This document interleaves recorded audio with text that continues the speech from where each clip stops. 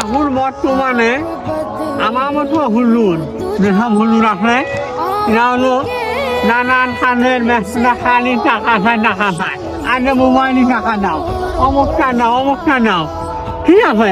কিন্তু আমরা সেই হুজুর না, আমরা হলো মানুষের বোঝানোর জন্য, মানুষের অনেক কিছু বলার জন্য, জ্ঞানের আলোকে করার জন্য আমরা এসেছি। সুবহানাল্লাহ, বল হ্যাঁ, ওয়ার্ডের মাঝে আমার জয় বাংলা সিজনি আনি সুবহানাল্লাহ।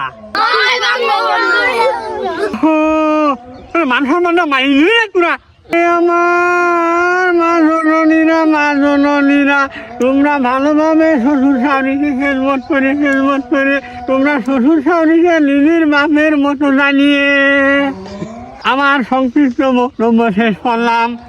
সবাই আসসালামু আলাইকুম।